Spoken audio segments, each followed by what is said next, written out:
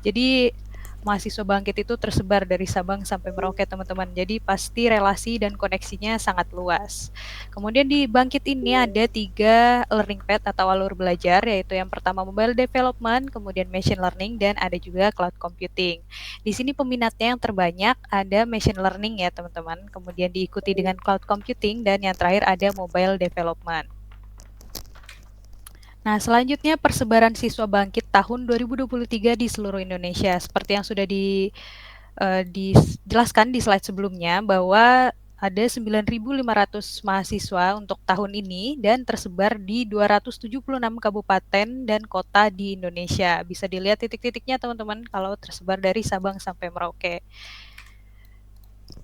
Oke, selanjutnya itu ada mitra utama sejak Bangkit berdiri. Jadi Bangkit berdiri itu dari tahun 2020, teman-teman. Nah, di sini ada industri atau perusahaan yang support di program Bangkit ini, ada Google, Goto, Traveloka, kemudian ada deeptech.id, dan ada beberapa universitas mitra utama itu seperti yang tertera, teman-teman. Selanjutnya, selain ada mitra utama, juga ada 29 kampus yang telah bergabung menjadi Bangkit Affiliate Campus sejak tahun 2022. Nah, seperti yang tertera. Selanjutnya ada capaian program Bangkit selama 4 tahun. Jadi Bangkit sudah mencapai apa aja selama 4 tahun itu, ada sekitar 15.900 peserta, dan ini sudah menerima pelatihan Bangkit sejak tahun 2020 hingga 2023. Kemudian ada sekitar 72.000 spesialisasi, dan kemudian ada sekitar 2.200 lowongan pekerjaan yang tersedia dan yang bisa didaftar oleh alumni-alumni Bangkit. Dan tentunya ada sekitar 4.600 sertifikasi global yang didapatkan oleh mahasiswa Bangkit dari masing-masing learning path yang dijalani. Dan ini sertifikasinya global, teman-teman. Di setiap learning path nanti dapat.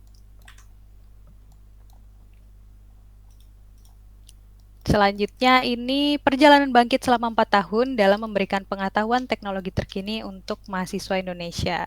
Nah, terbukti dengan meningkatnya jumlah peserta yang mengikuti program Bangkit di tiap tahunnya itu sangat pesat peningkatannya, dan kemudian Bangkit ini juga sudah ditetapkan menjadi gold standard program Kampus Merdeka seperti yang sudah diungkapkan oleh Bapak Profesor Insinyur Nizam ya, bahwa di dalam MBKM program Bangkit adalah salah satu gold standar kita.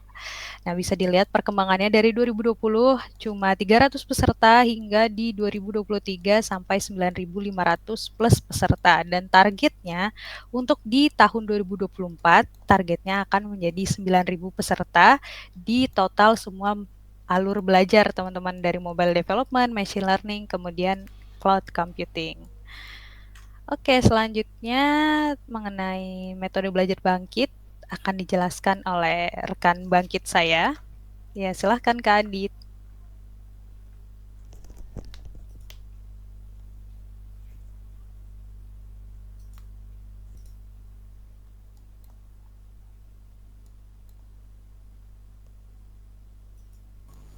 Halo, halo, suara aku udah masuk belum? Tes, Udah. tes. Oke, nah sebelumnya aku mau perkenalan dulu. Aku mungkin udah kalian beberapa dari yang tahu ya. Aku Aditya Firmansyah Sudira. Di sini aku hadir sebagai salah satu dari Bangkit representatif, yaitu adalah salah satu cohort yang sekarang sedang menekuni program Bangkit dari Path Machine Learning itu sendiri. Nah, sebelum aku jelasin tentang metode-metode belajar apa aja nih yang ada di Bangkit, kalian apa kabar nih semuanya? Masih pada aktif kan? Soalnya nih aku ngejelasinnya agak teknikal, takutnya kalian pusing gitu, masih pagi kan, masih ngantuk gitu. Masih pada aktif gak? Oke. Nah, berarti selanjutnya aku mau lanjut aja langsung ya, ngejelasin tentang metode belajar di Bangkit. Oke, lanjut.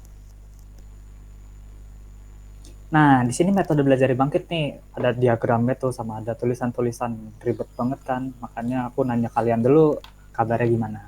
Nah, jadi di Bangkit ini kita selain belajar tentang pet-pet teknologi yang tadi udah dibahas sebelumnya, di Bangkit juga diajarin beberapa hal lainnya yang berhubungan dengan non technical, kayak soft skill dan English course gitu. Untuk soft skill sendiri ini nanti diharapkan soft skillnya ini bakal ngebantu kalian di dunia profesional kalian, dalam dunia kerja atau dalam teamwork kalian ke depannya gitu. Nah, untuk soft skill ini sendiri, pembelajarannya akan meliputi growth mindset, time management, critical thinking, adaptability, project management, professional communication, dan digital branding. Nah, untuk English course-nya ini sebenarnya sama aja kelas bahasa Inggris biasa. Cuma bedanya, instrukturnya ini nanti orang luar negeri. Jadi kalian ngomong bahasa Inggris langsung sama orang luar negerinya itu. Jadi ya mereka nggak bisa bahasa Indonesia, jadi kalian sebisa mungkin nanti bakal pelan-pelan terbiasa untuk bisa bahasa Inggris dan akhirnya bisa menjadi bahasa Inggris juga ke depannya. Nah, untuk materi-materi kelas bahasa Inggrisnya ini nanti nggak belajar kelas basic lagi kayak pas SD atau pas SMA gitu. Tapi materi-materi ini udah seputar tentang soft skill juga dan dunia profesional, yaitu diantaranya adalah spoken correspondence, expressing opinion, dan business presentation. Nah, tapi di Bangkit ini kan program MBKM ya, seperti yang sudah dijelaskan sebelumnya. Jadi pembelajarannya itu kurang lebih sekitar 4 bulan. Yaitu kalau misalnya kita hitung jamnya itu kira-kira sekitar 950 jam.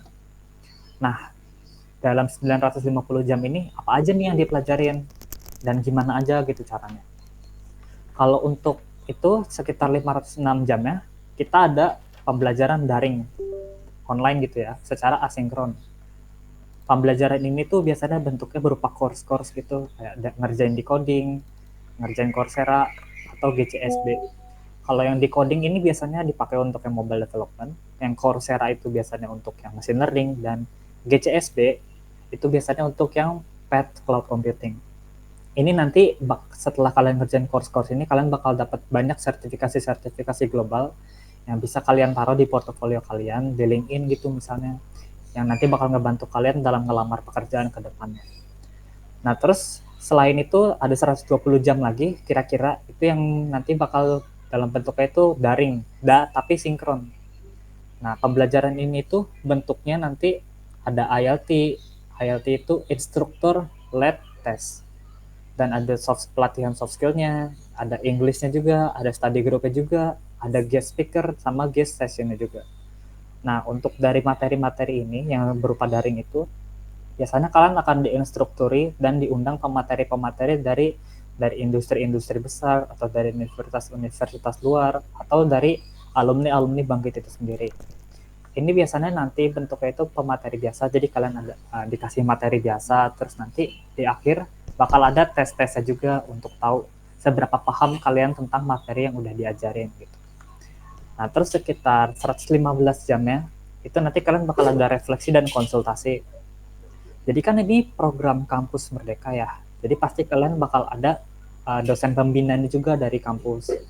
Nah, untuk dosen ini nanti kalian bakal diminta untuk nulis logbook, nulis keseharian kalian gimana, apa aja yang udah kalian pelajarin, terus dalam pekan itu apa aja yang udah kalian pelajarin, terus laporin perkembangan kalian ke dosen pembimbing kalian sekitar sebulan sekali. Nah, ini nanti bentuknya itu kalian bakal ngobrol-ngobrol sama dosen kalian, ataukah dikasih masukan sama dosen-dosen kalian, atau dosen kalian mau nanya-nanya gitu. Nah, terus yang terakhir 200 jam ini ada berbasis proyek, yaitu capstone project. Kalau untuk capstone project ini bentuknya itu kayak proyek akhir yang nanti bakal ada di masa-masa akhir Bangkit kalian. Jadi kalian bakal diminta untuk membuat aplikasi atau produk itu, atau bahkan kalian bakal kerjasama dengan perusahaan-perusahaan tertentu untuk bikin produk yang nantinya bakal dipublikasikan di akhir. Untuk ini nanti untuk capstone nantinya akan dibahas lebih detail di cerita-cerita ke belakang. Oke, lanjut. Nah, terus ini nih materi-materinya yang bakal kalian pelajaran di pet-petnya. Kali aja kalian memang masih bingung kan mau belajar machine learning, Android, atau cloud computing gitu, karena nggak tahu materinya ada apa aja. Nah, untuk machine learning itu mungkin orang lebih gampangnya ngiranya berhubungan dengan AI ya. Nah, untuk itu nanti kalian bakal belajar IT automation with Python, Google Data Analytics, terus matematikanya juga untuk machine learning, dan machine learning specialization, TensorFlow Professional Certificate, Structuring ML Projects, TensorFlow Data Deployment, dan TF Certification Preparation. Tapi per tahun depan bakal ada materi baru, yaitu Data Analysis with Python, Advanced Techniques, dan Generative AI.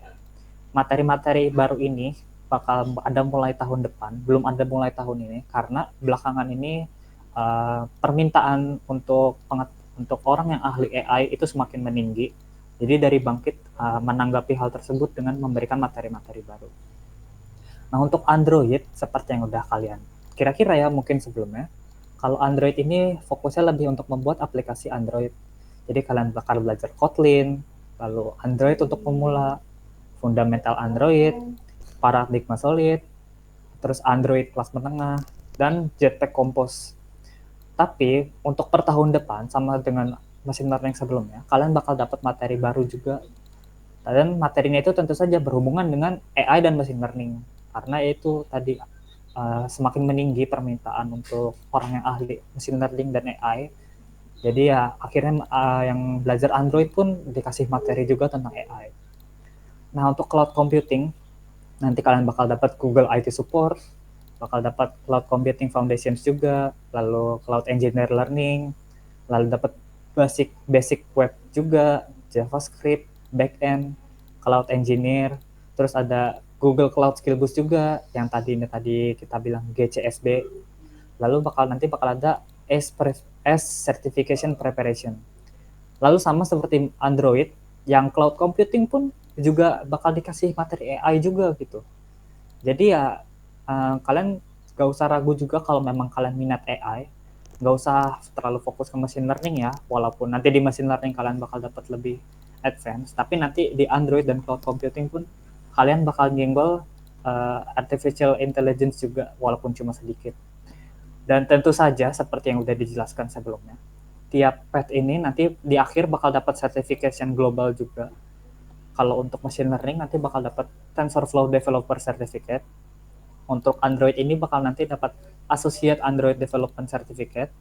Dan untuk cloud computing nanti bakal dapat Associate Cloud Engineering Certificate. Itu sertifikatnya kalau kalian mau tahu itu berat banget, itu bakal kepake banget pas kalian ngelamar kerja nanti. Itu bakal jadi sebuah nilai plus yang sangat besar buat perusahaan. Oke, lanjut. Nah, ini yang tadi udah aku bahas sebelumnya. Jadi mulai dari tahun depan bakal ada 3 materi AI baru. Apa aja materinya? Coba kita lihat. Nah, Introduction to Artificial Intelligence. Ini dikhususkan untuk Android dan cloud computing. Karena ML udah belajar AI, masa iya mau dikenalin AI 2 kali? Nah, jadi nanti diharapannya kalian dengan belajar ini itu kalian bakal punya landasan kuat mengenai konsep AI, machine learning, dan deep learning. Lalu kalian bakal bisa menghasilkan aplikasi yang cerdas dan efisien dengan memahami cara kerja AI. Lalu kalian juga bakal bisa menjelajahi penggunaan AI untuk membuka peluang kerja yang menarik. Terus yang kedua ada applied machine learning. Nanti kalian diminta harapannya kalian bakal bisa memahami penerapan AI pada Android dan Google Cloud. Terus kalian juga bakal belajar cara deploy model machine learning yang efektif dan efisien. Terus kalian juga bakal bisa membangun aplikasi machine learning menggunakan layanan yang canggih. Nah, udah seperti yang dituliskan di bawah, portofolio dan materi ini bakal berpengaruh banget buat kalian biar bisa kompetitif dan inovatif di pasar kerja nanti. Karena kalau kalian punya kemampuan AI compatible itu merupakan nilai plus yang sangat besar di perusahaan nanti. Oke, lanjut. Yang ketiga itu ada generative AI. Ini dikhususkan untuk path machine learning saja karena ini udah bentuknya artificial intelligence tingkat lanjut. Jadi nanti kalian bakal belajar untuk memahami bagaimana caranya biar data itu bisa digunakan untuk menciptakan konten baru, terus cara menghasilkan data baru dengan kreativitas yang tinggi, dan memperluas potensi penggunaan machine learning di berbagai industri yang kreatif. Nah, kalau untuk path machine learning sendiri, ini merupakan nilai yang sangat bagus biar kalian bisa lebih tahu juga ya gimana caranya biar model kalian tuh nggak bentar-bentar kalian update manual gitu, biar kalian otomatis bisa update sendiri gitu dari data-data yang udah masuk. Nah, buat per tahun depan juga dari cloud computing sendiri ini bakal dapat materi baru yaitu cyber security. Bentuknya non opsional, kalian nggak wajib, cuma nanti kalian bakal ada bisa ikut materi ini dengan syarat dan ketentuan yang dikasih dari Bangkit. Karena kan kalian udah tahu lah ya belakangan ini tuh cyber security masalah banget.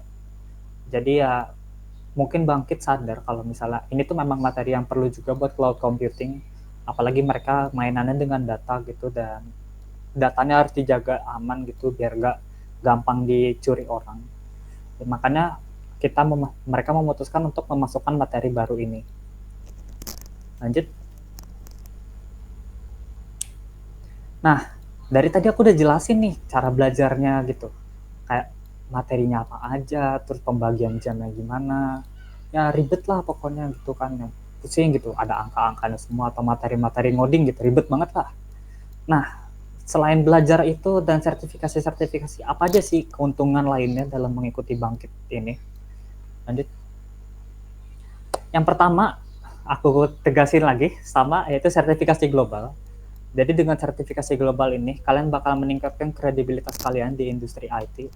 Jadi kalian itu bakal nunjukin ke orang-orang kalau kalian itu memang udah cakap dalam kemampuan itu, dan dibuktikan dengan sertifikasi-sertifikasi itu. Lalu berikutnya itu ada kurikulum update dan instruktur ahli. Seperti yang udah kalian lihat ya sebelumnya, untuk tahun ini kita belum, materi AI itu baru difokusin untuk machine learning aja, bahkan cyber security pun belum ada. Tapi mulai tahun depan udah ada, karena kita Bangkit sadar dengan kebutuhan dan ketersediaan saat ini gitu, permintaan saat ini. Jadi kita tiap tahun itu materinya bakal diperbarui biar sesuai dengan zaman dan kebutuhan masyarakat saat ini. Terus ada pelatihan intensif. Seperti yang udah aku jelasin sebelumnya, di Bangkit ini kita nggak belajar teknologi aja ya, kita belajar soft skill juga dan kecakapan bahasa Inggris. Biar kalian itu ada siap juga di dunia karir. Jadi kalian nggak pinter ngoding aja gitu, kalian juga bisa kerjasama, kalian bisa komunikasi dengan baik antar sesama tim atau sesama keperusahaan gitu. Jadinya dengan harapan pas kalian wawancara nanti pun kalian nggak gugup lagi dan kalian udah tahu apa aja yang harus diomongin dan bisa menampilkan diri kalian yang terbaik di dunia profesional nanti. Lalu berikutnya ada konversi SKS sampai dengan 20 SKS.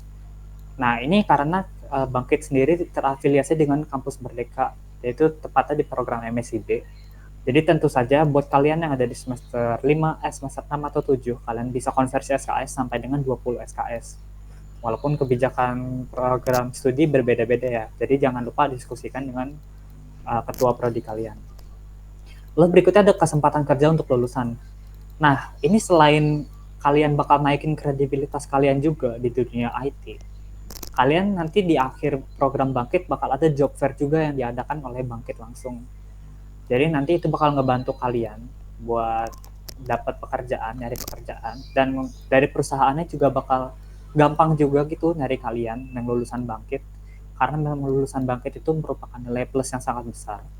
Karena selain kalian udah diajarin segala macam, tata cara belajarnya susah dan juga lumayan berat, dan kalian berhasil lulus gitu. Jadi ya itu merupakan capaian yang sangat besar gitu.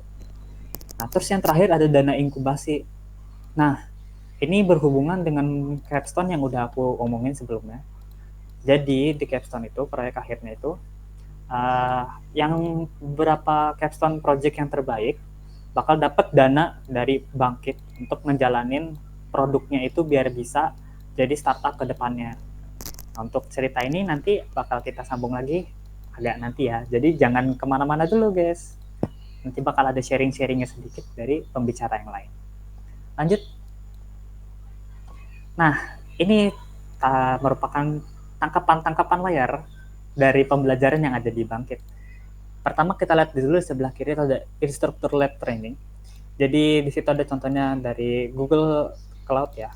Jadi ini PCC, Cloud Computing, yang diajarin langsung oleh Ketua Data Management Tech Practice dari Google Southeast Asia.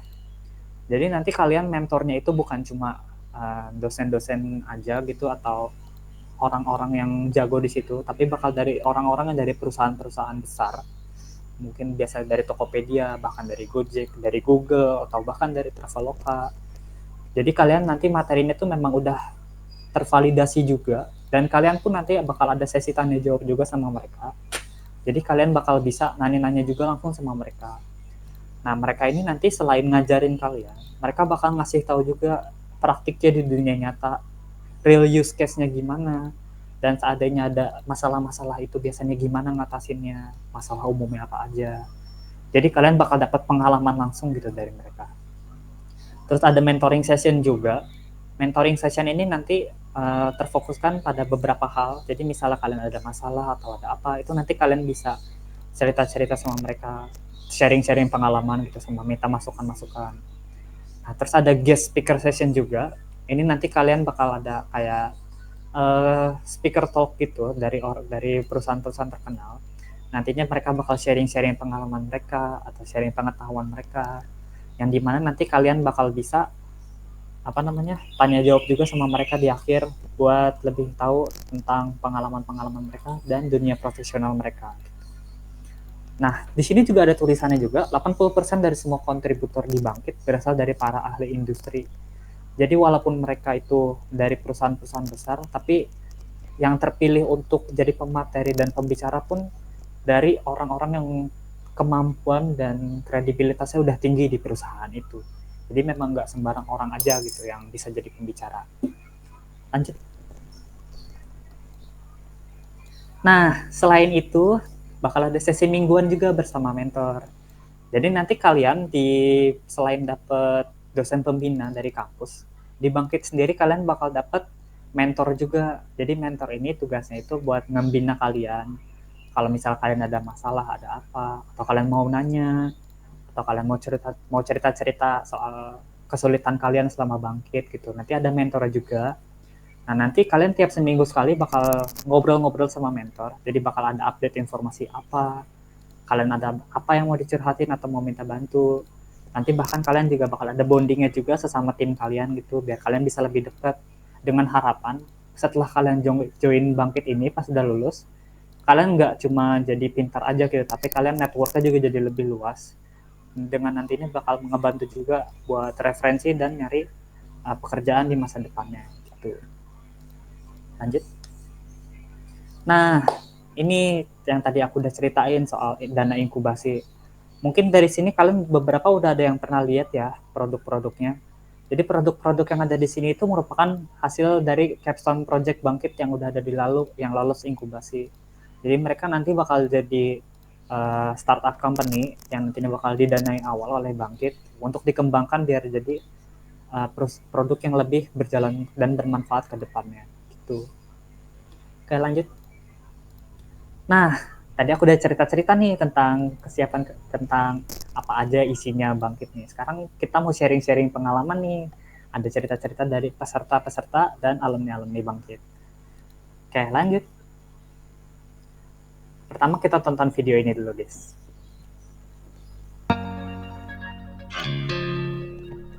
Aku takut ketinggalan dari teman-teman yang sudah lebih dulu belajar. Dulu aku baru sadar kalau pemrograman web itu lumayan kompleks. Latar belakang aku dari non-IT kadang-kadang membuat aku bertanya juga, kira-kira aku bisa survive nggak ya? Matematikanya itu sangat sulit. Pertama-tama saya belajar di teknik informatika. Keterbatasan ekonomi keluarga yang membuat aku bertanya, apa aku bisa? Dari jurusan Geofisika Universitas Indonesia. Dari jurusan Teknik Informatika Universitas Pajajaran. Dari jurusan Manajemen Universitas Brawijaya. Saya dari jurusan Teknik Informatika Universitas Telkom. Dari jurusan Teknik Informatika Universitas Negeri Malang. Meski kuliah di jurusan Geofisika, aku tertarik belajar IT karena saat ini digitalisasi sudah mulai banyak diterapkan di berbagai bidang termasuk geofisika. Dulu di semester 3 aku ada mata kuliah namanya Object Oriented Programming, dan situ aku belajar bahasa Java. Seniorku bilang kalau kamu suka OOP dan kamu suka Java, ada baiknya kalau kamu coba develop Android. Karena salah satu drama Korea yang bernama Startup, terus aku merasa, kayaknya seru juga ya belajar tentang wawasan teknologi. Aku tertarik ke machine learning ini karena aku punya visi bahwa kita itu akan terbantu dengan komputer. Aku ingin belajar IT karena sejak kecil aku suka main komputer yang dibelikan ibu, dan ibu dukung penuh cita-citaku karena beliau ingin masa depan aku yang lebih baik. Aku pilih Bangkit karena Bangkit merangkul orang-orang non-IT seperti aku dan memberi ruang kepada perempuan untuk sama unggulnya seperti laki-laki. Aku pilih belajar di Bangkit karena program ini diadain Google dan industri keren lainnya seperti Goto dan Traveloka. Aku ikut Bangkit karena pengen belajar ingin membuat startup seperti Namdosan dan juga Sodalmi di K-Drama Startup. Aku pilih belajar di Bangkit Karena aku melihat alumni-alumni lulusan dari Bangkit itu sangat terkenal di industri-industri Indonesia sekarang. Aku ikut Bangkit karena Bangkit punya program bursa kerja untuk semua lulusannya. Di Bangkit, aku mendapat pengalaman untuk membuat sebuah aplikasi bernama Dress On Me, di mana Dress On Me ini merupakan sebuah aplikasi untuk mencoba pakaian secara digital. Aku dapat ilmu pengetahuan Android yang komprehensif.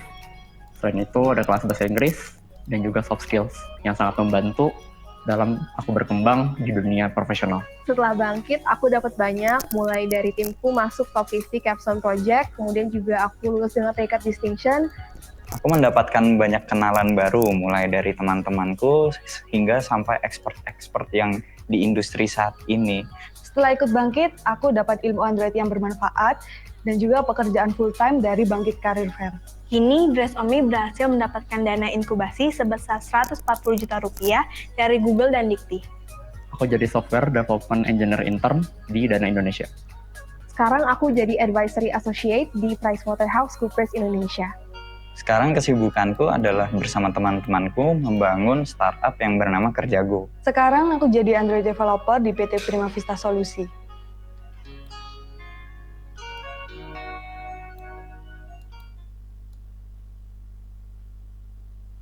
Nah begitu guys, saya sharing-sharing dari pengalaman dan alumni-alumni Bangkit gitu. Gimana, keren-keren kan? Ada yang ya walaupun latar belakangnya berbeda-beda gitu, tapi mereka semua sama, yaitu mereka ingin belajar teknologi biar jadi lebih baik ke depannya. Lanjut. Nah, selain dari yang ada di video tadi, aku juga mau bacain nih beberapa pengalaman orang-orang yang udah ikut Bangkit. Pertama itu dari Kak Faikotul Fitriah, yaitu dia sekarang sudah bekerja sebagai front-end engineer intern di video. Kata dia, soft skill dan wawasan pengembangan karir dari Bangkit membantu saya melalui proses rekrutmen di video. Akhirnya, saya resmi bergabung sebagai front-end engineer intern di perusahaan ini. Lalu berikutnya juga ada cerita dari Kak Muhammad Randi Pratama. Dia sekarang menjabat sebagai product support engineer di Anabatik Solusi Digital. Kata beliau, saya merupakan seorang penjaga warnet dan operator mesin fotokopi. Pengalaman mengerjakan proyek akhir di Bangkit sangat berpengaruh terhadap karir saya. Saya ikut bursa kerja untuk lulusan dari Bangkit yang bikin saya diterima di Anabatik Solusi Digital. Tuh, yang awalnya seorang penjaga warnet dan operator mesin fotokopi doang, sekarang bisa kerja jadi product support engineer karena ikut Bangkit. Dan beliau juga menjelaskan dia ikut kerja bursa kerja dan karena dia merupakan alumni Bangkit, dia itu jadinya menjadi sorotan yang diterima gitu. Jadi walaupun dia latar belakangnya penjaga warnet dan operator mesin fotokopi aja, tapi karena dia udah ada kecakapan dan sertifikasi dari Bangkit, dia akhirnya bisa menjadi product support engineer di Anabatik Solusi Digital. Gitu, lanjut. Nah, mungkin dari dua itu tadi, kalian masih, ya masa ya cuma segitu doang gitu. Enggak segitu doang. Kalau kalian mau lihat cerita-cerita yang lain, kalian bisa lihat di TikTok, Instagram, LinkedIn, atau X. Pas cerita-cerita dari peserta, ataupun alumni-alumni yang udah lulus. Kalau kalian mau lihat-lihat cerita peserta dari sekarang, termasuk cerita aku dan Mbak Hana, mungkin kalian bisa lihat dari hashtag #live@bangkit yang ada di Instagram, TikTok, dan X ya. Lalu kalau misalnya kalian mau cari cerita-cerita dari alumni, kalian bisa cari menggunakan hashtag #liveafterbangkit. Gitu. Lanjut. Nah, karena aku udah cerita-cerita sebelumnya tentang program ini gimana, sekarang ayo kita lagi sesi sharing juga. Mungkin sekarang sudah sesi sharing nih dari alumni Pet Machine Learning. Di sini ada Kak Ahmad Bani Fakih yang merupakan alumni juga. Untuk Kak Ahmad Bani Fakih, silahkan sharing-sharingnya. Oke teman-teman, halo semuanya. Jadi perkenalkan, nama aku Ahmad Bani Fakih, biasanya dipanggilnya Bani. Aku dari jurusan Ilmu Komputer, angkatan 2020. Nah, jadi kebetulan nih karena aku sebenarnya dari jurusan Ilmu Komputer. Jadi emang jelas dong nggak ada salahnya aku tertarik dengan program ini juga, karena aku merasa waktu itu program yang ada di kuliah atau materi-materi yang ada di kuliah nggak begitu catch up gitu dengan kebutuhan industri.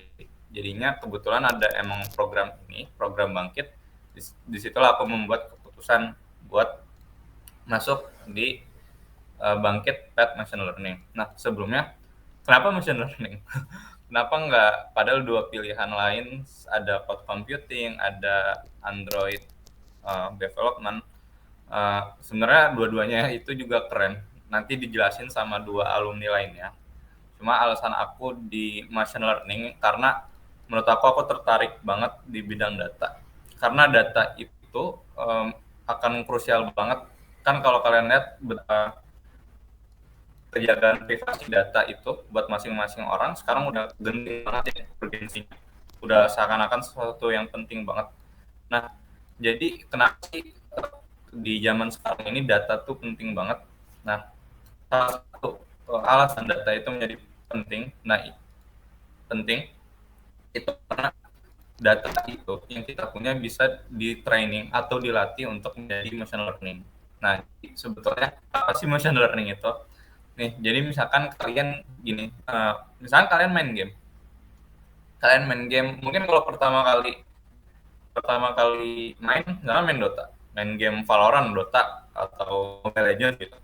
Mungkin kalau pertama kali masih kagok dong, masih bingung nih, belum tahu apa-apa. Tapi semenjak di hari ke-7 atau match ke-100, match ke-1000, kalian makin jago, makin berpengalaman. Loh, kok itu bisa? Kok bisa sih kayak gitu? Nah, itu karena kalian punya pengalaman itu semua kan. Kalian udah tahu, kalian udah punya ilmunya. Nah, sama kalau kita punya data atau pengalaman itu yang kita kumpulin, yang kita olah menjadi suatu set yang rapi, itu kita bisa buat menjadi sebuah machine learning. Yang dimana machine learning itu punya kemampuan khusus sesuai data-data kita. Nah, contohnya kalau kita punya data muka kita kita kasih training nih menjadi machine learning. Nanti komputer bisa ngebaca nih mana yang Bani, mana yang Adit, mana yang Mbak Clara, mana yang Adi. Nah, gitu teman-teman. Jadi dengan adanya data ini menarik banget untuk dijadikan machine learning. Kita tahu kalau banyak perusahaan-perusahaan sekarang yang punya data arsip. Ya, kalau perusahaan udah lama gitu, mereka kan perlu digitalisasi juga. Nggak mungkin dong kita pakai berkas-berkas terus. Nah, di situ di perusahaan pun sekarang emang udah banyak yang berusaha bermigrasi gitu, yang datanya berkas menjadi digitalisasi, dan mereka juga berharap data-datanya itu bisa dijadikan machine learning yang berguna nantinya. Nah, jadi di program Bangkit ini selama di cohort machine learning, jelas kita diajarin tentang itu semuanya. Kenapa kita belajar data analisis, kenapa kita lebih banyaknya di data gitu dibanding codingnya. Nah, jadi mungkin insight juga buat teman-teman yang non IT di sini, machine learning ini cukup friendly, cukup ramah buat orang non IT, karena emang sebenarnya lebih banyak di matematikanya sih. Bukan berarti susah juga ya, seru juga kok. Cuma ya bisa dibilang ini adalah suatu bidang yang cukup ramah buat non IT. Jadi ya ngodingnya mungkin bahasanya kalau di program Bangkit itu kita diajarinnya bahasa Python, dan itu adalah sebuah bahasa yang cukup beginner friendly lah. Dan even though itu beginner friendly, expert juga banyak yang pakai. Kita juga diajarin beberapa bahasa lain seperti R, yang itu bahasa statistikal, dan tenang aja, itu juga bukan bahasa yang low code atau yang susah-susah banget, bukan yang expert banget. Jadinya silakan nih kalau emang dari teman-teman latar belakang non IT, ini juga salah satu pilihan yang asik. Dan juga selain kita belajar technical, seperti yang udah dijelasin tadi ya, kita ada pengembangan soft skill. Kita juga ada maksudnya soft skill-nya itu ada di bidang bahasa Inggris dan sekedar etika bekerja dan lain-lain lah. Mungkin kalau mungkin aku udah pengalaman ya kerja bareng orang lain. Jadi sesama IT nih misalkan, meskipun ini bidang yang dimana berurusan dengan hard skill teman-teman, soft skill ini juga salah satu yang krusial ya. Jadi percuma kalau kalian jago banget ngodingnya, tapi kalian nggak bisa pasarin gitu skill kalian. Itu kalian juga bakal kalah sama yang soft skillnya bisa selling skill-skillnya gitu. Nah, oke. Jadi dari situ kita juga dikasih capstone proyek. Nah, kebetulan aku dapetnya timnya diacak. Timnya diacak. Jadi setelah timnya diacak, aku buat sebuah app namanya Recipe Finder, yaitu alat pendeteksi resep makanan. Mungkin sayangnya kalau dari aku nggak dapet tim, maksudnya aku nggak dapet award 60 besar, apalagi 10 besar, ya karena tapi seenggaknya itu adalah proyek yang bikin aku belajar dari sisi teknikal, dari sisi belajar bareng orang lain, dan lain-lain. Nah, kebetulan impact dari belajar dari Bangkit ini, alhamdulillah pas bulan Juli kemarin aku dapat 4 offering magang, dan sekarang ini aku jadi junior programmer intern di BPJS Ketenagakerjaan. Dan di kantor aku sekarang, aku punya banyak senior dan mentor aku juga alumni Bangkit. Nah, jadi tunggu apa lagi teman-teman nih. Jadi mungkin dari aku itu aja dulu. Mungkin bisa dikembalikan ke Kak Clara. Thank you. Oke, terima kasih Kak Bani atas pemaparannya. Kita lanjut aja. Maaf, kita lanjut aja ke sesi selanjutnya, yaitu sharing experience mobile development oleh Kak Adi. Silakan. Oke, terima kasih Clara, terima kasih Bani juga tadi. Mantap banget pengalamannya dari learning ya. Kali ini, kenalan dulu. Nama gue Ahmad Bapakerti dari sama juga kayak Bani, ilmu komputer UNJ angkatan 2020. Ya, saya juga background-nya IT. Kebetulan emang sebelumnya udah pernah belajar Android di mata kuliah mobile computing. Terus jadi ya tertarik lah. Ternyata coding Android tuh seru banget. Akhirnya ya Bangkit akhirnya milih Android. Buat pengalamannya di Bangkit itu seru banget ya, terutama bisa ketemu sama orang-orang yang emang minatnya sama ya, di Android.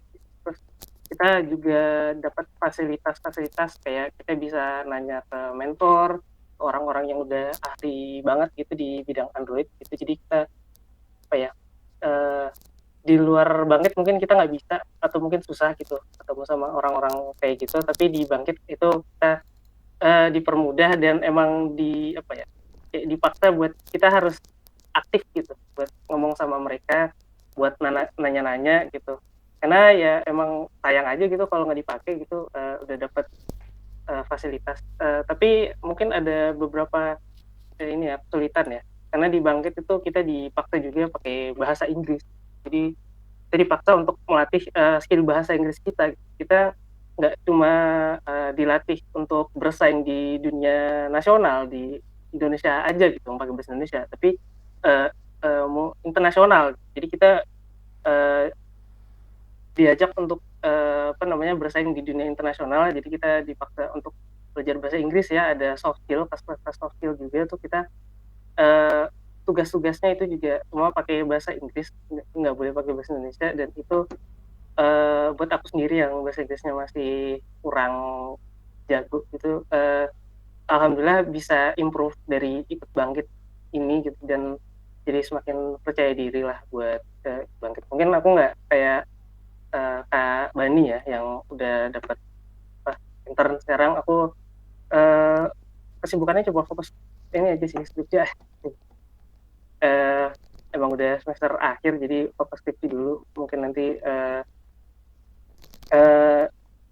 nyari pengalaman. Tapi buat kemarin sih aku beberapa udah ada yang reach out di LinkedIn, langsung ngajakin buat ikut intern juga di sana, cuma beberapa masih aku tolak karena emang lagi pengen fokus skripsi, pengen fokus lulus dulu gitu ya. Dan dari Bangkit ini juga ini ya, kan Bani dapat dari Kamus Merdeka, dan dari Bangkit tuh ada bursa juga. Jadi ada bursa tenaga kerja dari lulusan Bangkit. Jadi emang dicari-cari nih sama perusahaan-perusahaan yang lulusan Bangkit, yang emang lulusan Bangkit. Karena lulusan Bangkit tuh tadi ya udah terstandarisasi dan juga dapat sertifikat internasional. Buat yang Android sih namanya Associate Android Developer. Buat sekarang sih emang masih di revamp ya, masih diperbaiki, jadi masih belum buka. Mungkin bukanya lagi tuh tahun depan lah, insya Allah tahun depan udah buka lagi. Jadi mungkin pas batch depan, batch yang mungkin yang kalian daftar batch depan ini tahun 2024 mungkin udah bisa buka dan bisa ikut Associate Android Developer. Yang aku belum sih, sekarang masih belum dapat Associate Android Developer. Tapi buat yang lain ya, yang kayak machine learning itu ada TFD, TensorFlow Developer Certificate, itu juga udah dapat. Sama yang cloud computing ya, cloud computing ada namanya Associate Cloud Engineer, itu juga udah dapat. Dan dengan dapat sertifikat itu ya udah jelas gitu ya, kalian bakal naik kelas dan perusahaan-perusahaan bakal cari-cari kalian gitu. Jadi mungkin kalian nggak nyari-nyari dan kalian bakal dicari. Dan di Bangkit sendiri pun ini ya, Android kan orangnya paling dikit. Jadi pas di Capstone yang nanti dijelasin sama Kak Aulia, Capstone ini yang Android, yang pet Android itu bakal dicari-cari sama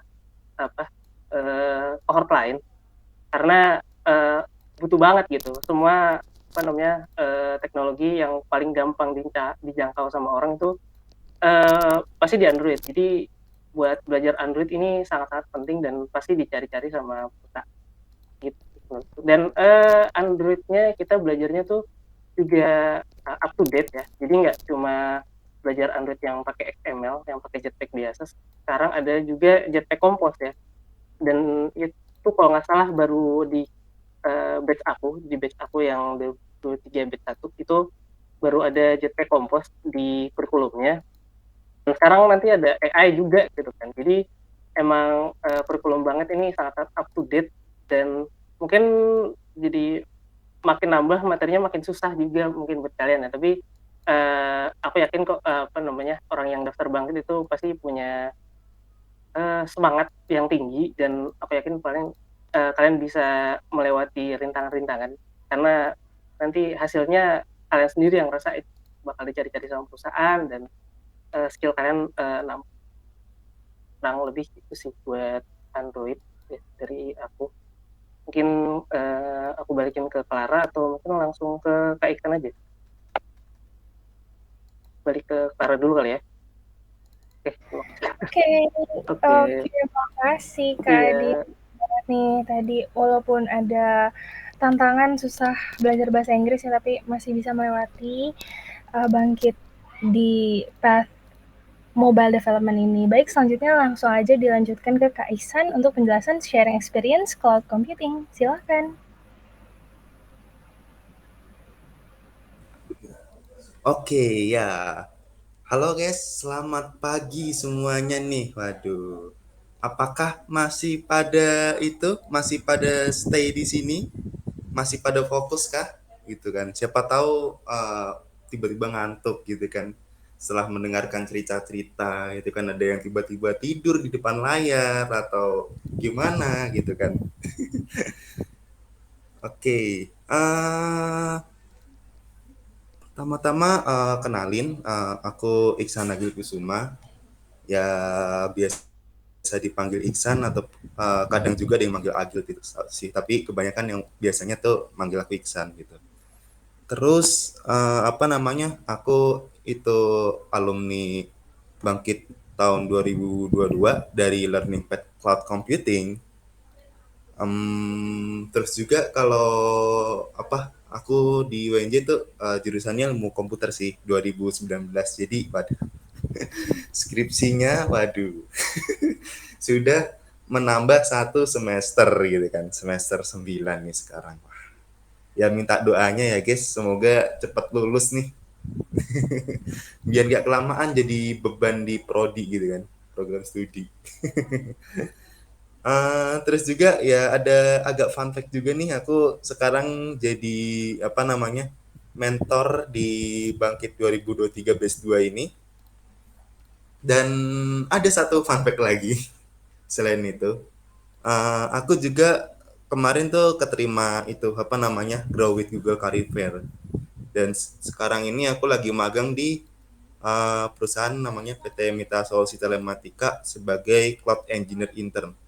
Jadi keterima magang lewat Grow with Google Career Fair. Oke. Mungkin aku mau tanya dulu nih. Apa namanya? Bagaimana nih kabarnya teman-teman semua nih? Malam minggu pada mau ngapain gitu? Bisa diketik gitu? Bisa diketik gak guys gitu? Malam minggu pada mau ngapain nih? Apakah ada yang mau hangout gitu, pergi-pergi ke mall, ataupun ada yang mau apa namanya sekedar jalan-jalan naik motor gitu, atau enggak naik mobil gitu, atau mungkin ada yang mau pacaran gitu kan? Yang jomblo mah cuma bisa apa atuh gitu. Oke, wah tidur kak, ngerjain tugas tidur malmingan. Oh iya, malam minggu yang malmingan ya, betul juga tuh. Malam minggu tidur kak, saya jomblo, waduh. Alhamdulillah malam minggu rehat kak dari ngoding. Oh iya betul juga tuh, rehat ngoding. Oke, jadi macem-macem ya. Wah ada yang ngopi nih, widih. Ngopi nggak tuh, enak banget tuh ngopi. Oke. Wah, jadi sudah banyak rencana ya malam minggu pada ngapain gitu. Sudah direncanakan semuanya. Oke. Ini aku mau tanya lagi nih sebelumnya. Apakah itu apa namanya? Udah pada tahu belum itu? Apa namanya? Cloud computing tuh apa sih maksudnya gitu? Kok cloud computing kok namanya komputasi awan sih kak? Emang itu kita ngitungin awan ya kak? Atau nanti di awan itu akan ada komputer-komputer gitu kak, server-server yang tiba-tiba muncul gitu. Nanti jadi kalau misalnya pesawat itu terbang itu harus hati-hati, takut tabrak server di udara gitu. Kalau misalnya apa namanya udah belum belum pada tahu, silakan ketik 1 gitu. Kalau sudah tahu ketik 2 gitu. Oke. Wah, ada yang ngetik 1. Oke, gimana? Wah, sepertinya pada penasaran nih ya kayaknya sama cloud computing. Oke deh, jadi aku jelasin simpel ya tentang cloud computing. Jadi tuh gini guys, kan ada 2 kata nih, ada cloud sama ada computing. Nah, kenapa sih kok namanya tuh awalnya cloud gitu kan? Kenapa kok namanya tuh awan? Memang di awan itu ada apa gitu? Padahal kan biasanya kalau di awan itu kan cuma ada gumpalan apa? Biasanya turun hujan gitu kan di awan. Dari awan turun ke bawah gitu kan, ke tanah gitu. Nah, jadi tuh konsepnya gini, kenapa dinamain awan? Karena gini nih guys. Nih, semisal ya, aku kan nih lagi di kamar nih. Lagi di kamar, terus ada di situ sebelah kiriku nih ada jendela nih. Nah, aku tuh bisa lihat awan dari sini. Nah, mungkin yang lain kalau misalnya ada yang lagi di rumah juga gitu kan, lagi di ruang tamu atau enggak di kamar ataupun dimanapun itu, ya kalau selama nggak ketutupan gitu kan, selama nggak ketutupan sama atap mungkin atau sama pohon atau sama tembok gitu kan, selama ada jendelanya juga ataupun mungkin kamu lagi di luar, itu kita bisa banget tuh lihat awan gitu, yang namanya awan. Nah, jadi maksud kata awan itu adalah dia itu bisa diakses dari mana saja dan kapan saja gitu. Nah, jadi yang apa namanya istilah awan ini tuh dihubungin, maksudnya berelasi sama istilah internet, karena kan internet itu kita bisa akses ya dari kapan aja dan di mana aja ya selama kita itu sih ya ada jaringan gitu kan. Kalau nggak ada jaringan ya nggak bisa ngakses internet gitu kan, nggak bisa main WA, main IG gitu kan. Oke, terus kita bahas kata keduanya gitu. Yang kedua gitu, itu computing. Jadi computing tuh maksudnya apa sih gitu? Apakah itu artinya menghitung gitu? Apakah kita ngitung gitu? Ngitung apa gitu? Ngitung awan yang ada di langit gitu? Ataukah menghitung jumlah bintang yang ada nanti pada malam minggu gitu? Jadi sebenarnya computing itu kita mungkin agak kembali ke sejarah nih ya. Waduh, aku takut ngantuk nih, soalnya agak kembali ke sejarah. Jadi zaman dulu tahun mungkin sekitar tahun 80-an ya, itu perusahaan-perusahaan pada umumnya nyimpen aplikasi mereka, nyimpen data mereka itu di sebuah server, di ruangan server yang gede banget servernya. Mungkin bisa banget itu apa googling, coba cari yang namanya server gitu kan, cari gambarnya itu kan gede banget tuh, apa bentuknya, fisiknya gede banget gitu. Aduh, gede banget terus banyak gitu kan, apalagi nanti mereka biasanya tuh punya kayak sebuah data center gitu perusahaan itu, jadi udah gede gitu kan, terus makan listrik banyak, AC-nya makan biaya AC juga banyak gitu kan. Nah, jadi karena itu perusahaan tuh kayak agak kebingungan gitu, udah ngurus banyak gitu kan. Terus apalagi kalau misalnya nanti tiba-tiba ada kenaikan traffic istilahnya, misalnya nih kayak momen misalnya perusahaan misalnya ya itulah e-commerce gitu ya. Kan kemarin kan 11.11 tuh ya. Nah, 11.11 tuh kan pasti trafficnya naik nih. Banyak banget yang bakal ngakses gitu. Nah, pas banyak yang akses itu kan kita perlu nambah server fisiknya ya. Nah, jadi ya kita tambah server gitu kan. Nah, nambah server ini nggak cuma sehari nih guys. Biasanya tuh sudah dipikirkan dari 1 bulan sebelumnya. Karena kan harus mesen dulu, terus nungguin dateng, terus masang-masang servernya dulu. Nah, itu kan lama banget. Nah, terus habis itu kalau udah lewat 11.11, trafficnya turun dong. Berarti ya istilahnya ya kita jadi boros duit karena beli server. Cuma butuh sehari doang gitu kan. 1 hari dalam 1 bulan gitu kan. Ya kan boros banget gitu loh. Dan kita pun masih harus ngerawat server itu. Karena kan server harus di-maintain terus gitu. Nah, terus habis itu mulai tahun kurang lebih kayak awal 2000-an itu mulai ke arah namanya colocation. Jadi perusahaan tetap yang punya server, tapi tempatnya itu sorry kok tempatnya sih, maksudnya ininya kayak gedungnya itu biasanya ada pihak ketiga yang minjemin gedungnya gitu sih. Jadi mereka nggak ngurus AC lagi, mereka nggak ngurus listrik lagi gitu, mereka cuma ngurus server. Nah, terus habis itu nih mulai tahun 2006 kurang lebih itu baru tuh muncul yang namanya cloud computing. Nah, jadi dengan cloud computing ini dari perusahaan tuh cuma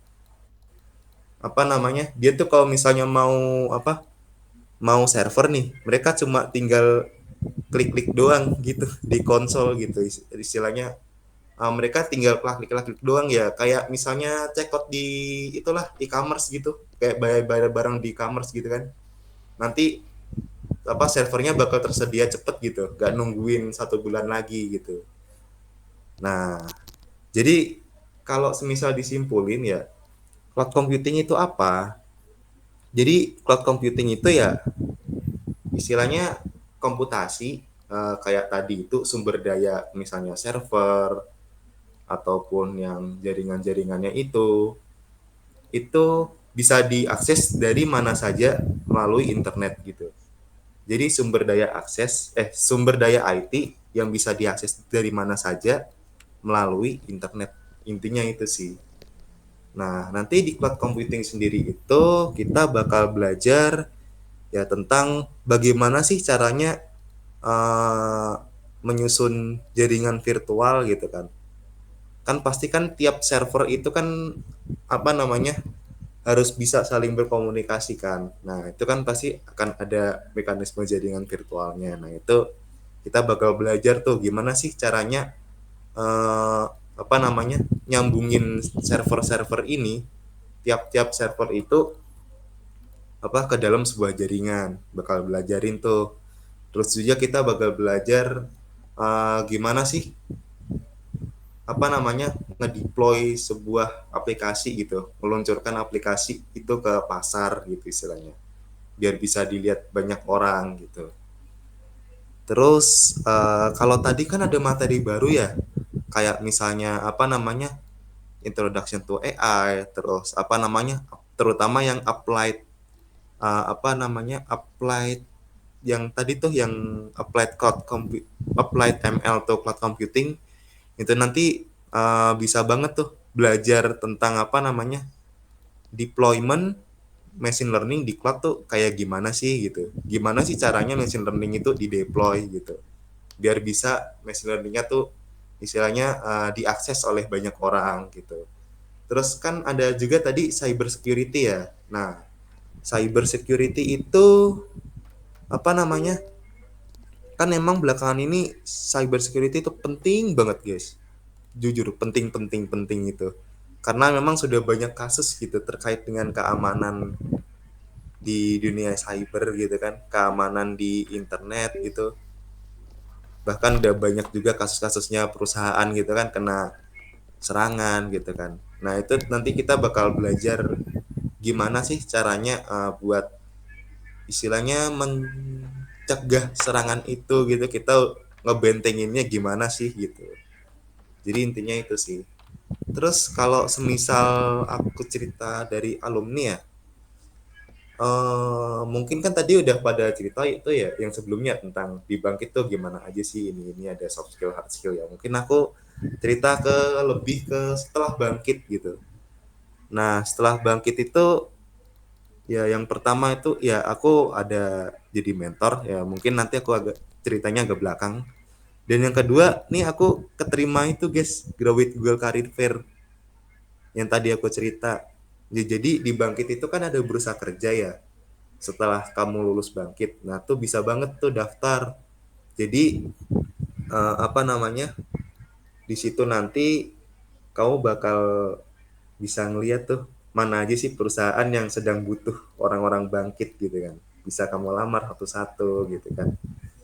Nanti ngelewatin proses-proses seleksinya gitu kan. Dari apa namanya ada yang itu screening CV sampai interview gitu kan sampai di hire gitu. Nah, dan apa ilmu soft skill-nya Bangkit tuh sangat kepake sih. Soalnya kan untuk di magang ini tuh teknologi yang aku pakai tuh ya bukan Google Path. Oh, mohon maaf nih bukan Google Path. Aduh. Ya itu sih. Ya challenging gitu intinya sih. Sangat-sangat challenging. Ya apa namanya? Soft skill yang udah dipelajarin sama Bangkit tuh diterapinnya pas nanti masuk ke dunia kerja gitu sih. Dan selain itu juga aku sempat juga dapet apa namanya kayak di reach out sama ya kemarin tuh sempat ada yang reach out juga gitu beberapa orang gitu, ada yang dari e-commerce pas itu dulu pas baru banget lulus Bangkit, terus ada juga seorang CEO dari startup gitu nge-reach out aku gitu, itu ada juga gitu ya. Jadi nanti setelah ikut Bangkit tuh biasanya waduh banyak yang reach out gitu, bahkan sampai kayak outsourcing gitu nge-reach out juga gitu. Aduh emang unik banget. Mungkin kalau dari aku sih ceritanya itu aja sih ya guys untuk yang ini dari cloud computing. Aku kembalikan lagi ke Clara.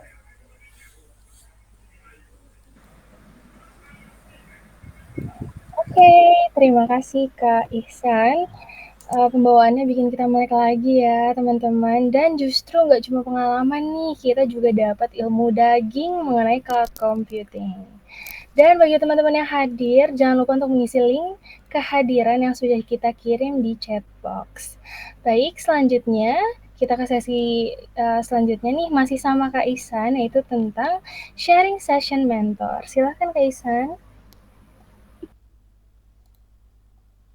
Oh, oke. Oke, ya. Jadi tadi kan aku bilang mau sharing mentor agak di belakang ya.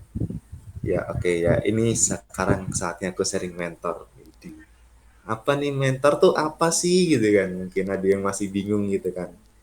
Jadi kalau setelah kamu lulus bangkit akan ada beberapa benefit gitu. Ya, pertama tuh kamu dapat bursa kerja, karir fair tadi. Terus yang kedua, kamu dapat kesempatan untuk ikut sertifikasi internasional. Dan yang terakhir, kamu juga dapat kesempatan untuk berkontribusi di program Bangkit gitu. Salah satunya itu menjadi mentor Bangkit. Nah, jadi mentor itu apa sih gitu? Mentor itu adalah seseorang gitu kan yang membimbing apa namanya student-student Bangkit gitu kan. Jadi kan di Bangkit itu biasanya dibagi jadi kelas-kelas gitu ya. Misalnya ada CC 01, ML 01, MD 01 gitu. Dan kelas yang lain-lain sampai kelas terakhir gitu kan. Nah, jadi di tiap kelas itu bakal ada seorang mentor. Ya tugasnya itu istilahnya nge-guide apa namanya nge-guide students-nya itu di kelas itu supaya ya mereka itu ya istilahnya kayak apa namanya biar kayak ditemenin gitu loh, mereka nggak berjuang sendirian gitu, mereka mendapatkan guidance, arahan, panduan gitu kan, biar tidak agar tidak tersesat di tengah jalan gitu kan, karena kan kasihan kalau kesasar di tengah jalan. Nah, jadi mentor tuh biasanya ngapain aja sih gitu kan. Nah, jadi mentor tuh aktivitas yang biasanya dilakuin tuh pertama ya kita itu ada yang namanya kan tadi ada weekly consultation gitu kan. Jadi setiap minggu tuh dari mentor tuh bakal ngadain weekly consultation nih. Tujuannya buat apa? Ya buat nge-guide apa namanya student-studentsnya tadi supaya apa namanya student-studentnya tadi tidak merasa tersesat gitu loh, tidak merasa kehilangan arah gitu. Aduh kok kehilangan arah sih gitu. Ya kan ya. Jadi agar tidak kehilangan arah makanya dibimbing lewat weekly consultation tiap minggu gitu. Wow, di weekly consultation tuh emang wow, aku sempat kayak gimana ya, agak ngeubah tipeku sih. Maksudnya jadi lebih engaging sedikit gitu kan. Biasanya aku tuh orangnya introvert banget gitu kan. Sekarang jadi agak engaging gitu. Karena ya itu ikut jadi mentor ya jadi bisa belajar juga gimana sih caranya ngelit sebuah kelas gitu kan. Nah, terus kegiatan keduanya biasanya sebelum IELTS itu kan ada kayak mereka tuh ngadain itu apa namanya mentor sama instructor itu ngadain science session meeting. Jadi tuh di situ tuh nanti bakal meeting buat persiapan IELTS biasanya. Ya nanti apa namanya bisa tuker pikiran juga sama instructor tentang IELTS, kira-kira IELTS itu yang enak tuh gimana sih gitu. Itu bisa banget gitu mentornya nanti ngasih saran ke instrukturnya. Misalnya ini Kak mungkin sebelum IELTS itu coba deh Kak di itu musik gitu, apa setelin musik gitu misalnya ataupun gimana gitu. Atau nanti ini aja Kak buat breaknya nanti kita sediain itu apa namanya timer dari YouTube gitu kan. Nah itu bisa banget juga tuh. Dan untuk aduh ini harusnya lebih gak sosialisasi mentor banget ini kan. Sosialisasi gini. Tapi nggak apa-apa. Nah, dan mentor itu juga dapat gaji loh guys. Tenang, kita dapat gaji tiap bulan. Tapi cuma ya syaratnya jadi mentor bangkit tuh apa? Satu guys, harus lulus bangkit gitu. Jadi harus join bangkit ikutin sampai lulus dan baru bisa daftar mentor gitu. Terus terkait, bentar deh, aku mikir dulu. Kan tadi udah itu. Nah, kita juga dari mentor tuh dapat itu apa namanya? Dapat pembelajaran yang sekarang studentsnya lagi kerjain gitu. Jadi ya kalau misalnya kemarin ada yang belum bisa ngerjain kelas tambahan gitu ataupun mau lihat update-update materi yang ada di Bangkit sekarang, itu mentor dapat gitu sih.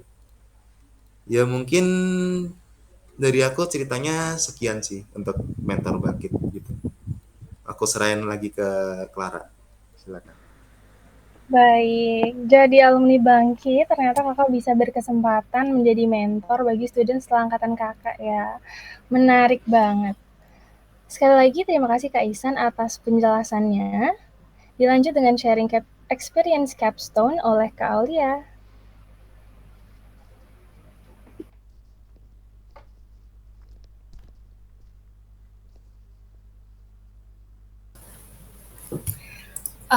Halo, tes. Apakah suaranya masuk? Jelas, Kak. Oke. Hai, kenalin, aku Lia dari jurusan yang sangat jauh, yaitu pendidikan geografi. Aku di sini, aku sebagai alumni Bangkit 2022 dari Path Machine Learning. Nah, di sini aku tuh pengen cerita juga di sini sebagai non-IT representatif kali ya. Nah, aku juga pengen sharing pengalaman aku di Bangkit, khususnya di capstone project. Tenang, I'm not into technical thing, tapi aku pengen ceritain aja gimana perjuangan tim aku pada saat capstone project yang banyak dramanya. Oke, buat yang belum tahu capstone project itu apa, capstone project itu project akhir di mana teman-teman itu mengaplikasikan apa yang telah teman-teman pelajari di Bangkit. Nah, teman-teman kan udah belajar teknikalnya, soft skill-nya juga, bahasa Inggrisnya juga. Dan saatnya teman-teman itu nge-solve problem di dunia nyata. Entah itu di bidang healthcare, agriculture, dan lain-lain. Pokoknya banyak deh. Dulu aku pas capstone project yang aku yang product base, kan ada company sama ada product base, aku yang product base. Nah, tim aku itu alhamdulillah masuk semifinal alias masuk top 53 dari sekitar 400 tim, 400 lebih lah.